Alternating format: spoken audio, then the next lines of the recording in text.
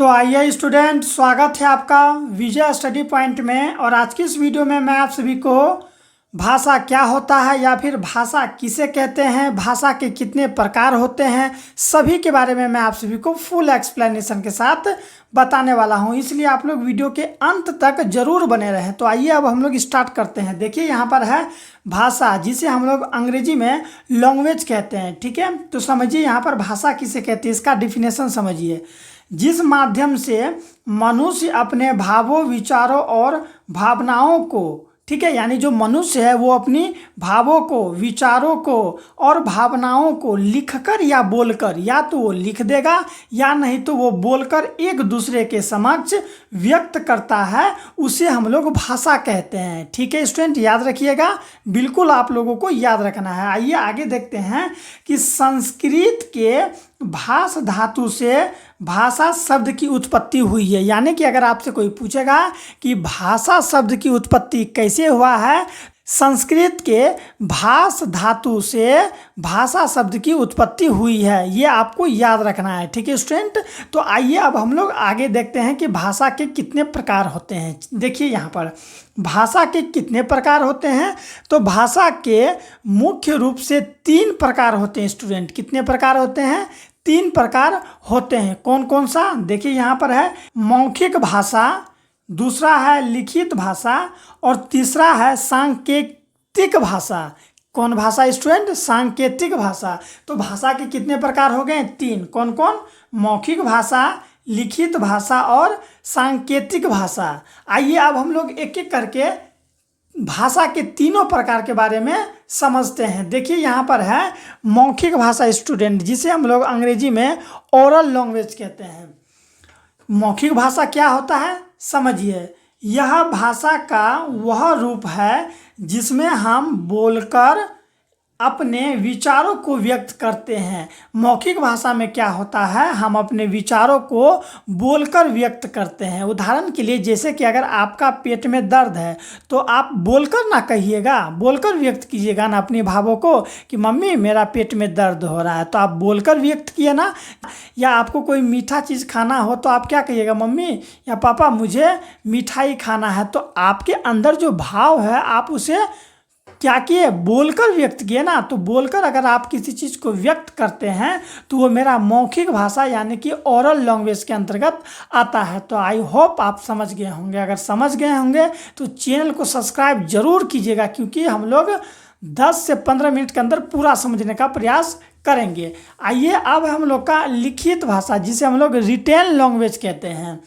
यह भाषा का वह रूप है जिसमें हम लिखकर अपने विचारों को व्यक्त करते हैं। यानी कि इसमें मनुष्य क्या करता है, अपने भावों को, यानी कि उसके अंदर जो भावना है, ठीक है, उसे वो लिखकर व्यक्त करता है। जैसे कि आप लोग कई बार देखे होंगे कि आपका दोस्त लोग कुछ कुछ लिखकर किसी को दे देता है, तो वो लिखित भाषा के अंतर्गत आएगा। इसी तरह हम लोग भी क्या करते हैं, कई बार लिखकर अपने भावों को या फिर भावनाओं को व्यक्त करते हैं, तो वही लिखित भाषा के अंतर्गत आएगा। या नहीं तो आप बड़े बड़े दुकान या फिर बड़े बड़े हॉस्पिटल सबका गेट पर देखिएगा, बहुत सारा लिखित भाषा होता है। यानी कि वो बार बार आपको नहीं बताएगा, वो वही चीज़ को लिख कर चिपका देता है, तो वो लिखित भाषा हो गया ना, क्योंकि हम लोग उससे वो चीज़ समझ जाते हैं। बोलिए यस या नो स्टूडेंट। जैसे कि आप लोग बड़े बड़े दुकानों के गेट पर देखिएगा तो वहाँ अगर वो दुकान खुला है या बंद है आपको पता चलेगा ही नहीं, इसीलिए उसके बाहर में एक बैनर टाइप का रहता है, लकड़ी टाइप का, ठीक है, उसको पलट देता है। अगर दुकान चालू है तो ओपन लिखा रहता है, अगर दुकान बंद है तो क्लोज लिखा रहता है। तो इससे आप समझ सकते हैं कि दुकान खुला है या बंद है, तो वो हम लोग लिखित भाषा के अंतर्गत समझते हैं। ठीक है, या फिर किसी को एप्लीकेशन देना हो तो हम लोग वहाँ लिखकर अपने भावों को व्यक्त करते हैं ना।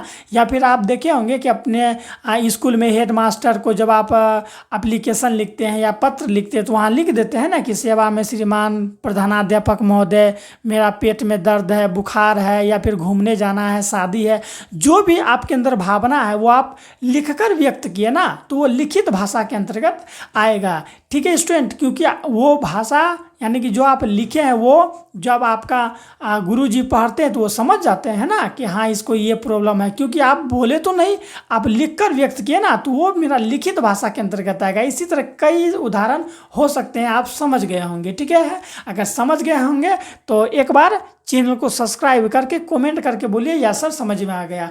आइए अब हम लोग आगे देखते हैं, क्योंकि भाषा के 3 प्रकार होते हैं, मौखिक भाषा, लिखित भाषा और सांकेतिक भाषा, जिसमें हम लोग 2 को देख लिए हैं। आइए तीसरा देखते हैं। ये है हम लोग का स्टूडेंट सांकेतिक भाषा। समझिए ये क्या होता है।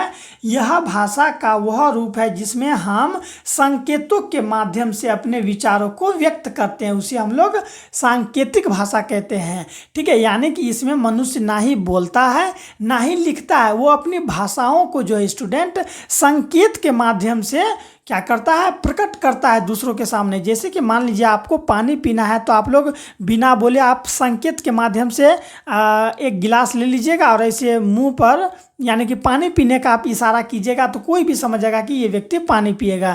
जैसे कि मान लीजिए कई बार आपका दोस्त क्लास में बैठा रहता है और वो आपसे कुछ दूरी पर बैठा हुआ है, तो वो देखिएगा कलम अगर उसके पास नहीं है तो वो कलम का इशारा करेगा, तो आप समझ जाइएगा कि हाँ वो मेरा दोस्त है जो कलम मांग रहा है। यस या नो। तो इसे ही हम लोग कहते हैं सांकेतिक भाषा। इसी तरह जब आप लोग सड़क पर चलते हैं तो देखते होंगे वहाँ पर जो नहीं लाल पीला हरा कलर का जो लाइट होता है वो समय समय पर बढ़ते रहता है और हम इससे समझ जाते हैं कि कब जाना है कब रुकना है। यस या नो स्टूडेंट, समझ जाते हैं ना। तो उसी को हम लोग सांकेतिक भाषा कहते हैं, यानी कि वो बोलेगा भी नहीं या लिखेगा भी नहीं, वो संकेत के माध्यम से जो है कि अपने भावों को अपने भावनाओं को प्रकट करता है। इसी तरह गूंगा शब्द जो होता है बच्चों, जिसे हम लोग बोका कहते हैं, गूंगा होता है ना, गूंगा लोग भी देखिएगा संकेत के माध्यम से अपने भावनाओं को व्यक्त करने का या फिर दूसरे व्यक्ति को बताने का प्रयास करता है। तो आई होप सांकेतिक भाषा के बारे में आप लोग समझ गए होंगे।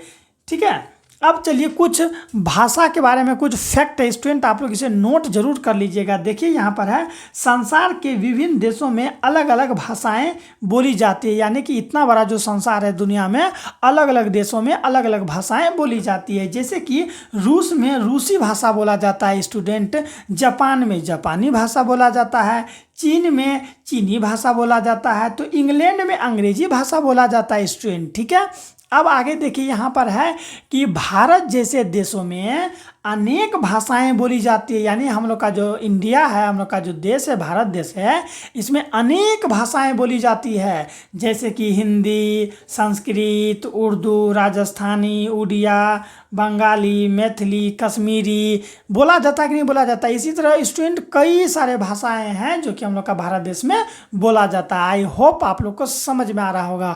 अगर आपको समझ में आ रहा है तो आप कमेंट करके ये कहिए कि सर हमको नोट्स चाहिए, क्योंकि मैं आप लोगों को फ्री में नोट्स देता हूँ स्टूडेंट, फ्री में। अगर फ्री में नोट्स चाहिए तो इसी वीडियो के डिस्क्रिप्शन में मेरा नंबर दिया गया है, आप वहाँ से नंबर लीजिए और हमें कॉन्टैक्ट कीजिए, मैं आपको फ्री में नोट्स भेज दूंगा स्टूडेंट। आइए आगे देखिए, यहाँ पर है कि भारत देश में सरकारी कामकाज के लिए 2 भाषा का प्रयोग किया जाता है। कहाँ पर स्टूडेंट? 2 भाषा, ठीक है, यहाँ भाषा होगा। चलिए, 2 भाषा का प्रयोग किया जाता है। कहाँ पर?